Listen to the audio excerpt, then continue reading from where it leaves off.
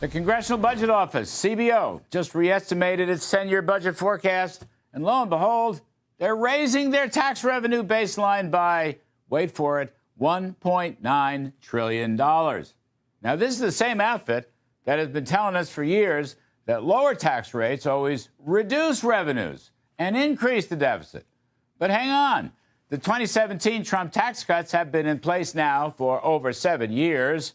So is the CBO now suggesting they were wrong all along by admitting that the Laffer curve really worked and that lower tax rates produced higher revenues?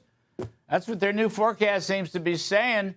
In fact, since President Trump's huge reduction in the corporate tax from 35% to 21%, that's over the past 7 years, corporate tax revenues have essentially doubled.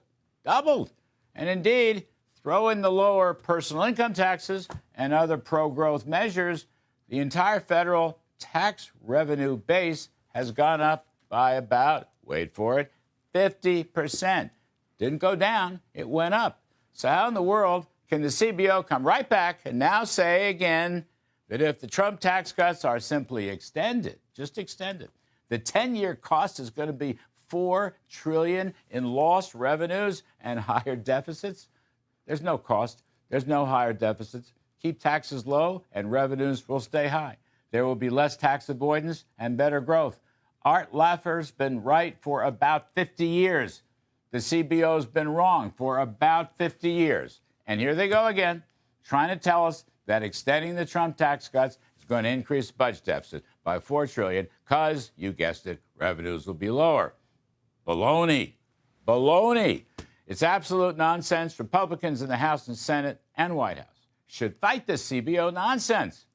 And one of the big fighters so far has been Senator Mike Crapo of Idaho, who keeps arguing if you're just extending current law, you're not raising taxes, you're not lowering taxes, there's no $4 trillion deficit. If the tax bill is not extended, then you'll have a $4 trillion tax hike. And that, over time, will make the budget gap even worse. Mr. Crapo calls it current policy and hopes the Republicans fight to officially change budget rules. There is precedent. In 2012, Congress and President Obama extended the George W. Bush tax cuts, using the same current policy argument.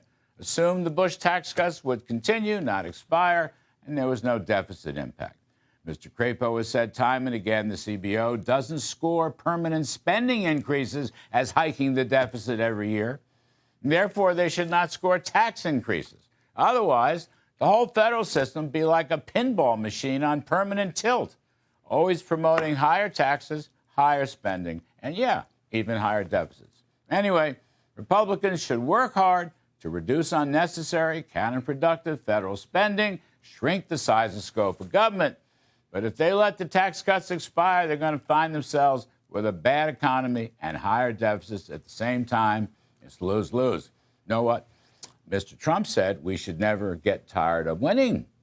So let's start winning by extending the Trump tax cuts and maybe growing the economy by 3 or even 4%. Call it the blue-collar boom. And that's the riff.